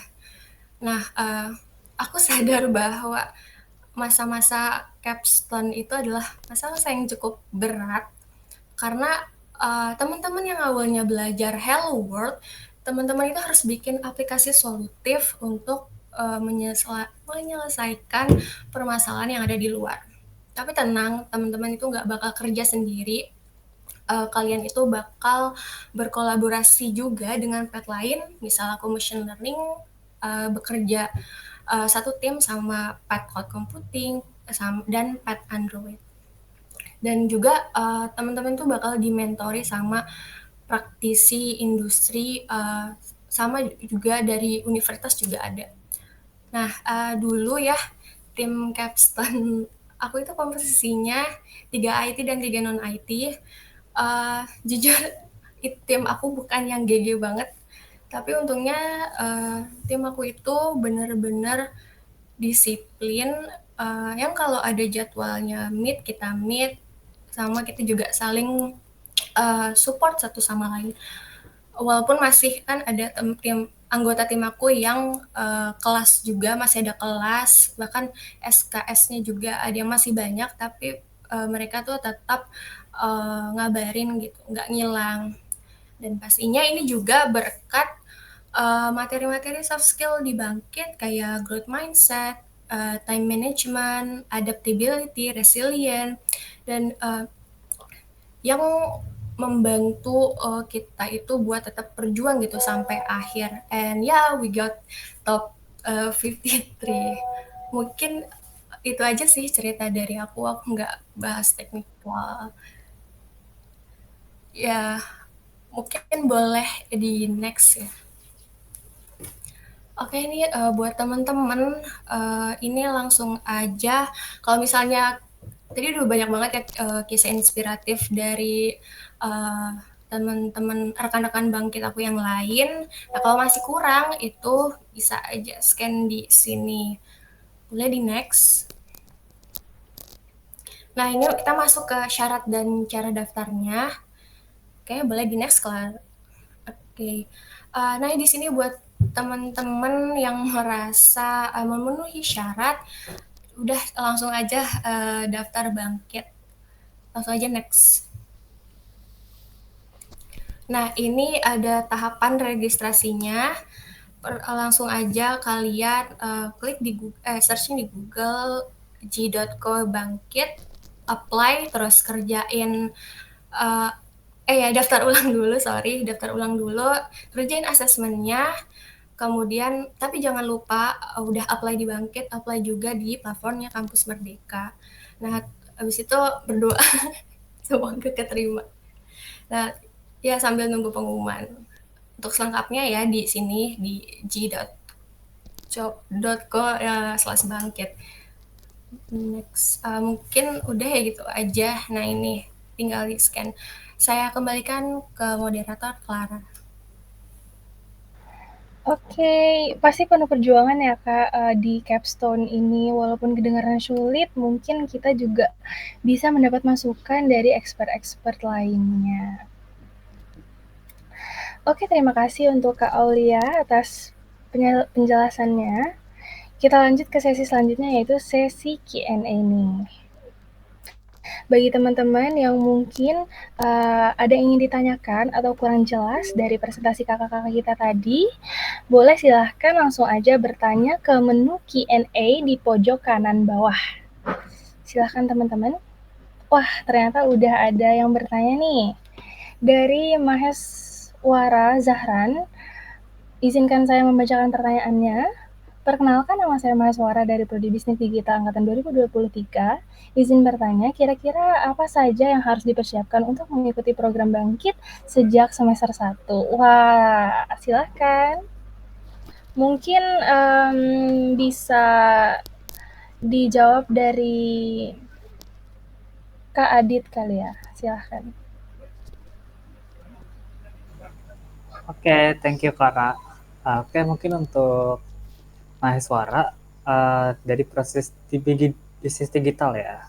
Oke, jadi kalau yang mau kamu persiapin dari semester 1 ya, masih lumayan panjang.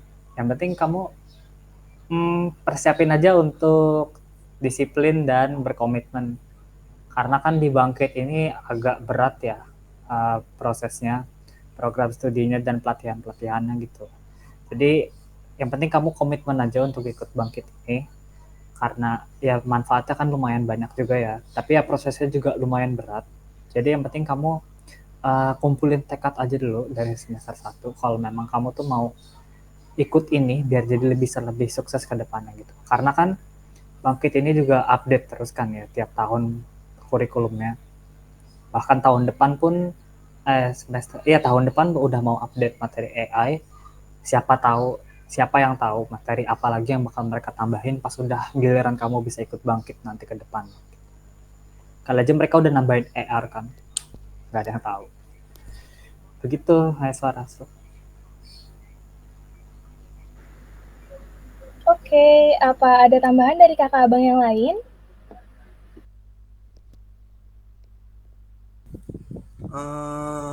Aku izin mau nambahin sih.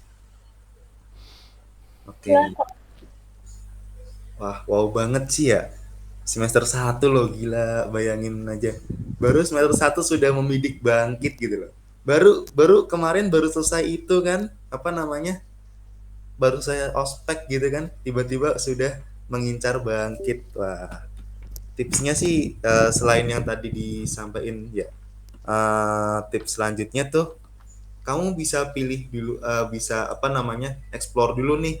Mungkin apa itu kayak misalnya cloud computing, terus apa itu machine learning, pokoknya, dan apa itu apa namanya MD mobile development gitu kan.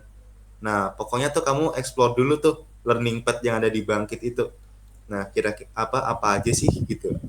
Itu tuh tentang apa sih itu semua gitu. Dan ya tentukan minat Anda gitu kan. Nanti mau pilih kemana gitu. Ya tambahannya itu sih. Thank you. Oke, apa ada yang ingin ditambahkan lagi dari kakak abang?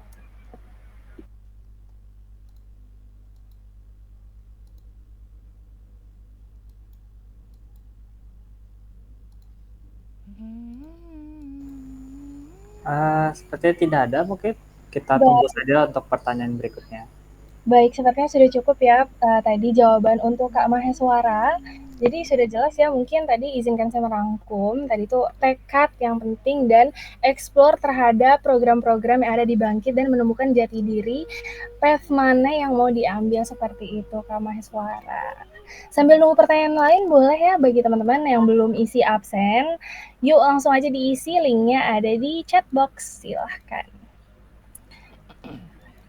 Oke, sambil nunggu mungkin aku mau nanya nih untuk pemancing.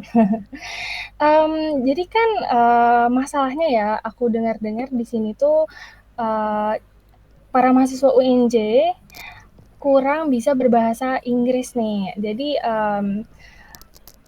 profisiensi Inggrisnya belum pede gitu biasanya. Dan bagaimana nih cara kita jika kita ingin masuk ke program Bangkit? Apakah kita harus membenahi bahasa Inggris kita dulu atau ya udah jalanin aja deh, yang penting daftar Bangkit dulu, masuk ya syukur gitu. Coba silahkan mungkin dari Kak Adi ya. Halo, tes. Oke. Bahasa Inggris ya? Kalau aku sih mungkin ini ya, lebih sering media-media yang kita konsumsi mungkin bisa diubah gitu. Kan biasanya kita konsumsi yang kalau aku ini biasanya bahasa Indonesia gitu ya. So, mungkin nonton anime biasanya subtitlenya pakai bahasa Indonesia gitu, nggak pakai bahasa Inggris ya. Saya wibu jadi nontonnya anime. Kalau misalnya pengen dibiasain bahasa Inggris, mungkin bisa diganti gitu, mungkin biasanya pakai bahasa Indonesia jadi bahasa Inggris. Terus mungkin juga ikut komunitas, mungkin bisa ikut komunitas gitu yang biasanya pakai bahasa Inggris.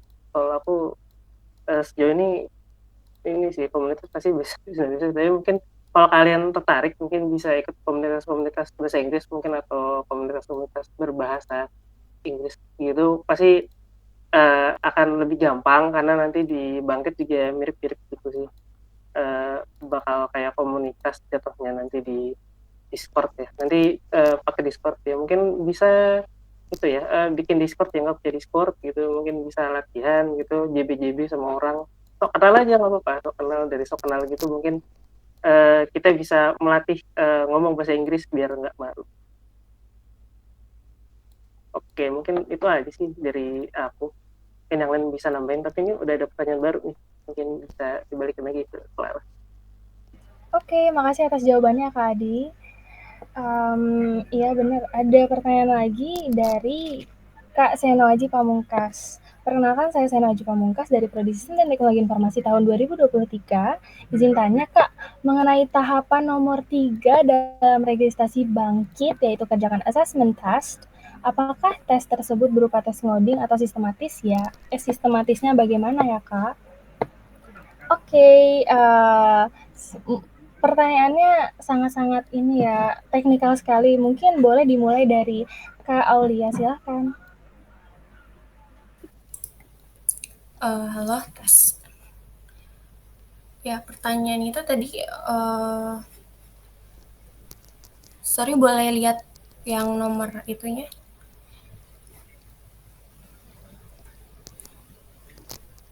Tadi, sorry boleh diulang pertanyaannya? Ini ya, yang Mahes.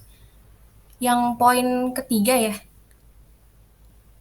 Iya Kak, betul. Dari Senoaji Pamungkas.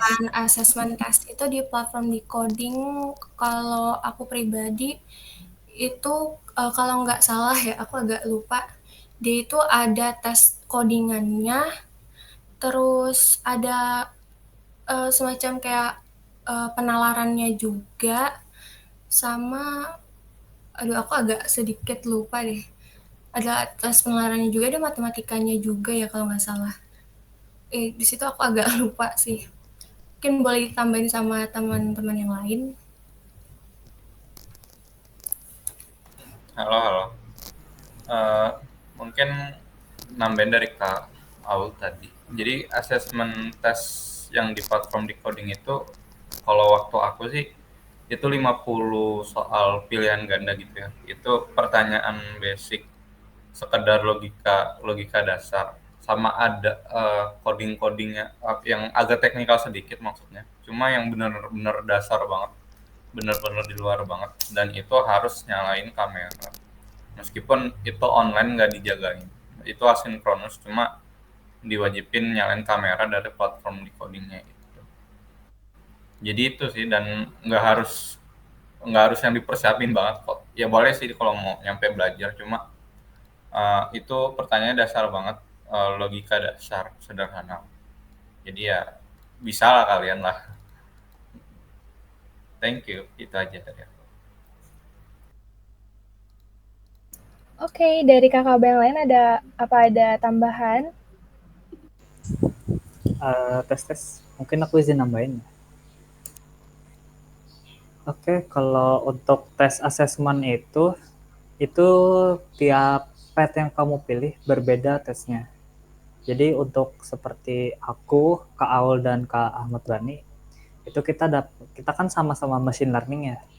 Jadi tesnya itu nanti bakal dilibatkan dengan beberapa pengetahuan dasar machine learning sama beberapa tes matematika gitu. Dan setahu aku kalau untuk yang cloud computing sama mobile development itu nanti tes assessment-nya beda lagi. Cuma kita ada satu tes yang sama, yaitu tes logika dasar. Itu cuma kayak logika, kalau misalnya X begini dan Y begini, maka kalau X dan Y begini itu nanti gimana gitu. Misal ibu pergi ke pasar,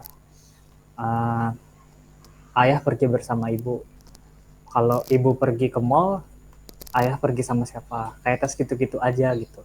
Kayak cuma logika dasar gitu, nggak full ngoding gitu.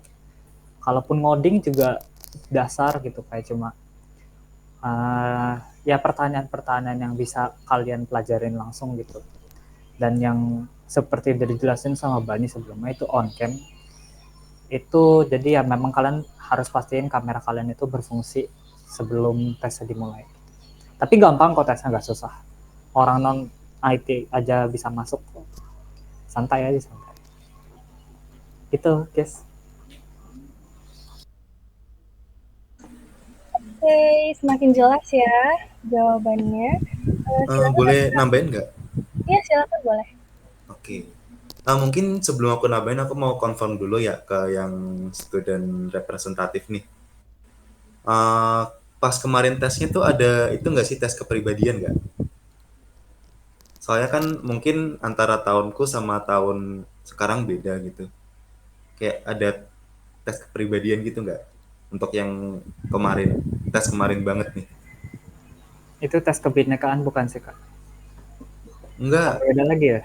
Di Bangkit itu kalau pas zamanku ya, itu tes pertama kan yang tes itu tuh logika itu yang tadi yang ada kayak pseudocode-nya. Jadi untuk yang soal yang tadi katanya tuh coding, itu tuh nggak, maksudnya tuh nggak bener-bener misalnya kamu pakai bahasa C++ gitu kan. Codingannya pakai bahasa C++ terus kamu suruh nebak itu ini hasilnya apa, enggak. Itu jadi pseudocode. Jadi istilahnya tuh kayak apa ya nyebutnya? Kayak kerangka codingnya gitu loh. Jadi bentuknya logika-logika gitu. Enggak coding yang sesusah misalnya pakai bahasa C gitu atau enggak bahasa ras gitu ataupun golang gitu, enggak. Jadi cuma pseudocode doang. Nah, terus bener juga tuh kata Aditya tadi, tesnya tiap learning path tuh beda-beda gitu. Jadi kan ada pertama tuh kan ada yang tes logika umum tadi ya. Terus ada tes yang learning path. Nah, tiap learning path tuh soalnya beda-beda. Nah, kalau cloud sendiri itu biasanya ya itu kayak apa namanya HTTP response gitu ya. Basic cloud sih. Aku juga agak lupa sih soalnya emang Soalnya tuh ya rumit juga gitu pas learning pad itu, jujur. Aku sendiri kayaknya bisanya cuma dikit jawabnya pas yang learning pad. Terus kalau pas tahunku ya, itu aku inget banget tuh tes terakhir tuh ada tes kayak kepribadian gitu, ditanya-tanya gitu loh. Misalnya kamu tuh apa namanya? Misalnya dalam menyelesaikan masalah tuh kamu begini gini gini. Apakah setuju atau enggak gitu. Kalau nggak salah ada gitu juga sih dulu aku pas tahunku ya. Kalau yang sekarang aku agak kurang tahu sih ya. Makanya aku tadi confirm dulu gitu. Ada nggak? Kayaknya ada deh Kak, aku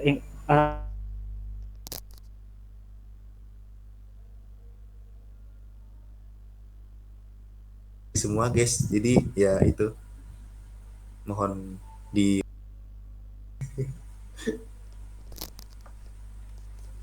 mungkin dari aku sekian sih. Aku kembaliin lagi ke moderator. Boleh nambahin dikit? Oh ya, silakan. Oke, seingatku juga selain tes ya, ada juga tuh kalau yang mobile development itu diminta bukti sudah mempelajari object oriented programming ya. Kalau suka OOP, suka Java, ingin coba deh coding Android. Tapi di coding kalau nggak salah ada juga. Kalau emang nggak punya gitu, dari non IT mungkin nggak punya itu namanya. Kalau IT kan mungkin ada mata kuliahnya ya, jadi bisa dari KRS, pakai KRS. Kalau yang non IT mungkin ada juga di decoding pun namanya Solid, kelasnya namanya prinsip pemrograman Solid.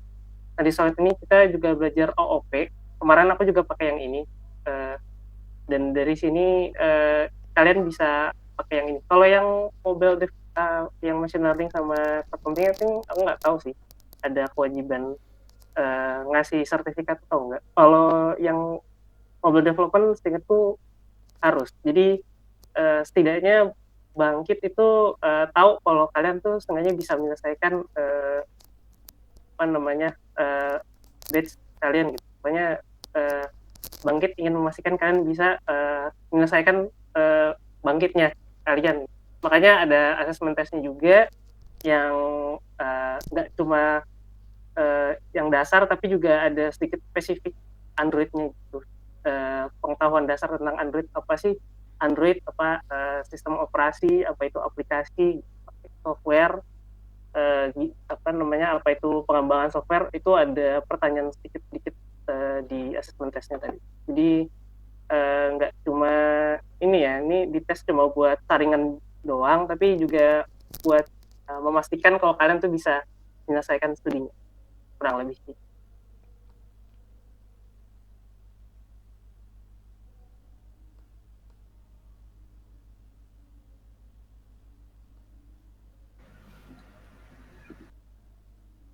Iya, Clara silakan.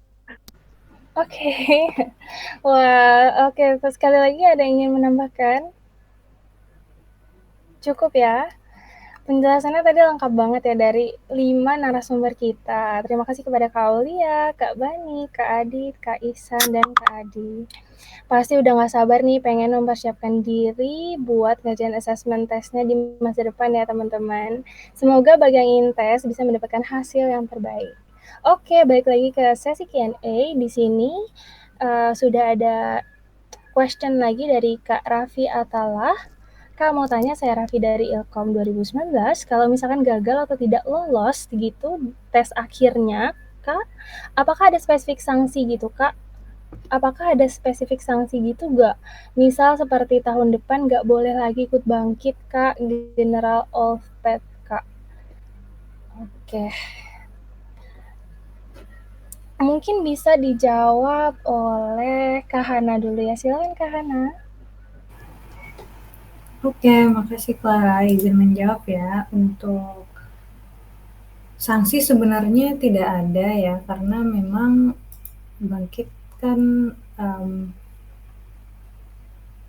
ingin orang-orang itu tertarik join Bangkit. Jadi nggak ngasih sanksi sih lebih tepatnya. Jadi paling cuma dikasih feedback gitu-gitu. Kalau hasil dari tesnya itu apakah lulus atau tidak, seperti itu saja. Nggak sampai dikasih sanksi atau apalagi sampai di blacklist ya, sampai nggak boleh daftar lagi, itu enggak, aman. Seperti itu. Mungkin ada yang mau menambahkan?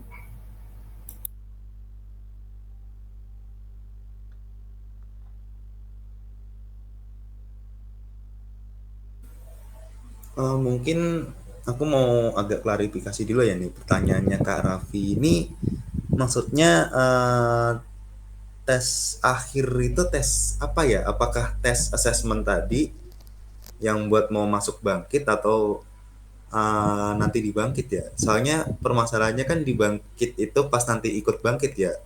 Terus di akhir itu adanya capstone project, jadi kita ngebuat project, jadi kayak nggak ada tes akhir gitu, nggak ada sih. Adanya capstone project di akhir itu. Mungkin bisa di follow up lewat chat ya Kak Raffi. Di capstone project, oke, capstone project ya. Kalau di capstone project sih itu ya, kalau bicara capstone sih, soalnya banyak kondisionalnya juga ya. Soalnya kan capstone itu kan tim ya. Nah, jadi nanti ya bangkit juga bakal mempertimbangkan ya apakah tim kamu tuh aktif semua nggak sih? Ada yang istilahnya ngeghosting nggak sih, tiba-tiba hilang di tengah gitu kan? Aduh, kayak dalam hubungan aja sih tiba-tiba menghilang gitu kan? Aduh, ya itu apa pertimbangannya banyak sih. Jadi kalau semisal emang mungkin timnya, misal nih kan capstone biasanya kalau produk ya itu kan 6 orang. Nah tiba-tiba kamu jadi itu apa namanya? Kamu 5 orang lainnya itu apa namanya? Tiba-tiba ngeghosting gitu kan, hilang semua gitu. Terus tinggal kamu doang yang ngerjain, jadi apa? Jadi last man standing gitu kan, orang yang ngerjain sendirian. Nah itu pasti akan ada pertimbangan dari bangkit gitu kan. Jadi kalau untuk bicara capstone sih itu ya apa namanya, kayak ya kayak ada banyak pertimbangan gitu loh kalau dari tim bangkit sih. Kalau semisal enggak lulus itu capstone ya, kalau enggak lulus capstone, kalau bener-bener nggak lulus ya capstone-nya itu ya itu sih agak ada resiko buat istilahnya partial graduate, kayak nggak lulus di bangkit gitu biasanya sih ya. Tapi ya tentang capstone soalnya kan ya itu banyak pertimbangan dari tim bangkit karena ya ada faktor itu tadi gitu. Siapa tahu di ghosting gitu kan sama kelompoknya sendiri, waduh. Aduh, emang unik sih. Tapi kalau nggak lulus bangkit ada denda apa enggak? Kayaknya nggak ada sih ya kalau dari bangkit sendiri. Tapi kalau dari kampus Merdeka aku kurang tahu sih gimana. Mungkin dari aku sekian sih. Thank you. Mau nambahin boleh? Silakan Kak. Oke.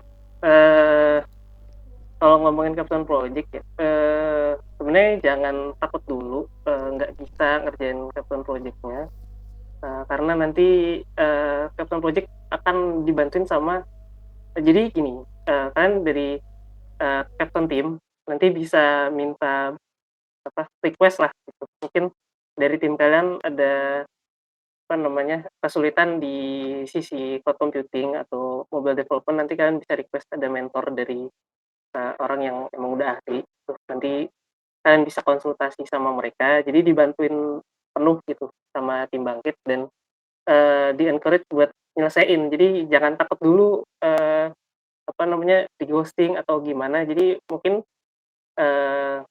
nggak semuanya aktif, tapi seenggaknya dengan tim yang udah ada kayak setauku kan pas di batchku ya. Jadi mobile development kan emang dikit banget orangnya gitu. Jadi ada yang satu tim itu nggak ada Android-nya. Jadi cuma cloud computing sama machine learning. Jadi mereka bikinnya tuh di web, nggak di Android, dan itu masih dibolehin kok sama tim bangkit. Jadi tim bangkit itu eh, nggak apa ya, nggak strict banget masalah capstone ini. Jadi kalian fokus aja sama inovasi apa yang pengen kalian bikin, jangan terpaku sama aku nggak bisa nih, susah nih, gitu. Karena pasti dibantuin kok, dan beberapa temanku juga ada yang, apa ya, dari segi ngodingnya itu nggak terlalu jago dan, sebisanya aja gitu bikin Android-nya, mungkin codingan-nya masih acak-acakan, terus bug-nya juga masih banyak tuh, banyak yang kayak gitu. Tapi bisa juga gitu temenku yang kayak gitu tuh, dapat pendanaan. Jadi nanti pas setelah dapat pendanaan mereka hire Android developer yang emang udah jago gitu. Dari kayak gitu, jadi jangan apa ya, jangan berkecil hati, jangan takut dulu nih, aku nggak bisa nih, apa namanya, buat, capstone-nya, eee, insya Allah bisa kok, ya jangan jangan takut dulu, cobain dulu, aku yakin, kalian semua bisa.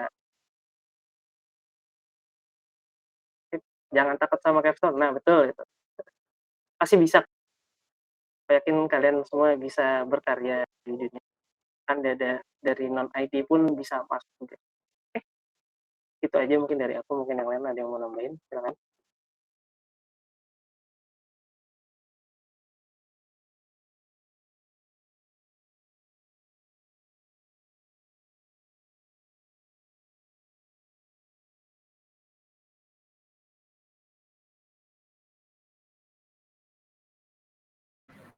Sekali lagi, apa ada yang ingin ditambahkan dari Kakak Abang?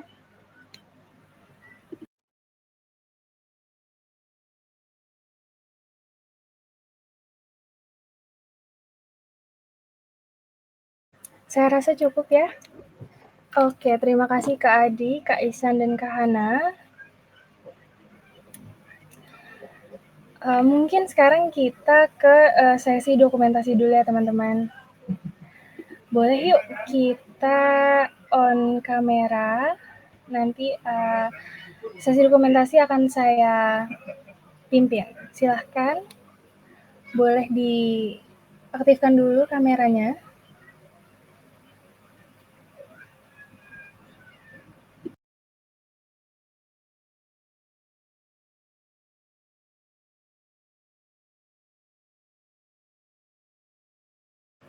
Baik teman-teman, jika ada yang masih ingin mengaktifkan kameranya, kami tunggu.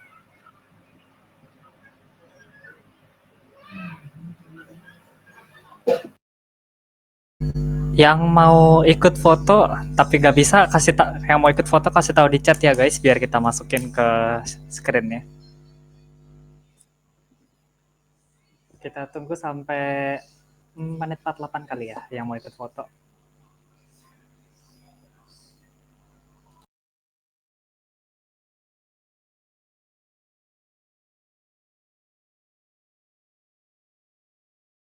Yuk teman-teman, kita tunggu nih momen kebersamaan ini. Kita harus abadikan tentunya ya. Yuk langsung aja di on camin kameranya.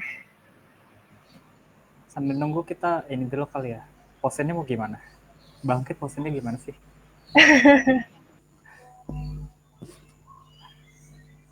Gini. Mungkin boleh Kak Ihsan nih, pengabdi bangkit ya, yang udah jadi mentor juga, ada ide. Masalahnya Bangkit tidak punya pose. Bangkit cuma punya virtual background. Kemarin pas onboarding ada kok begini. Gimana Kak Hana? Begini. Ya, kayak oke, boleh teman-teman tangannya dikepal. Ya, boleh tangannya dikepal lalu diangkat ke atas. Oke, kita masih nunggu Kak Raffi. Oke, sudah hadir semua ya. Baik, 3, 2, 1. Lagi. 3, 2, 1. Baik, sekali lagi ya dengan gaya yang sama. 3, 2, 1. Mau gaya apa lagi, Bang? Kawan-kawan semua. Request dong, request kayak GDSC dong. GDSC, gini. Kita kan lupa foto GDSC nih bareng-bareng. Oke. 3, Aduh, aku nggak bisa lagi, aku sambil mencet nih. 3, 2, 1. Oke, sekali lagi ya teman-teman. 3, 2, 1. Oh iya, slide yang lain belum ke foto nih, Masya Allah, lupa. Oke, slide kedua, 3, 2, 1. Slide ketiga, ini udah ada fotonya sih sebenarnya. Oke. Oke, intinya yang udah on cam udah aman. Gitu. Oke. Oke, langsung aja kita tutup ya teman-teman ya. Sudah cukup sepertinya sesi Q&A tadi, betul? Ya, betul. Oke, silahkan Clara. Oke, baik. Sekali lagi terima kasih kepada narasumber kita, Kak Aulia, Kak Hana, Kak Bani, Kak Isan, Kak Adi, dan Kak Adi. Terima kasih juga kepada teman-teman yang sudah hadir dan menyempatkan waktu di event ini. Semoga di event kali ini bisa membuka cakrawala teman-teman semuanya terhadap kegiatan dan program Bangkit ini. Semoga di Bangkit ini teman-teman dapat menemukan journey-nya hingga mencapai mimpi untuk menggapai karir impiannya. Amin, amin ya rabbal alamin. Baik, saya Clara Endel Harsono dari Community Manager Core Team GDC UNJ pamit undur diri. Wassalamualaikum warahmatullahi wabarakatuh. Waalaikumsalam warahmatullahi wabarakatuh. Thank you semuanya. Thank you GDC udah mau bantuin. Mantap. Ya, thank you Thank you semuanya. semuanya. Thank you banget Mantap. GDC. Ya, udah jangan lupa bikin- daftar guys ya. Jangan lupa daftar. Yang Jangan penting lupa daftar Bangkit. Iya, iya. Jangan lupa daftar Bangkit. Seru kok, seru kok. Thank you, thank you.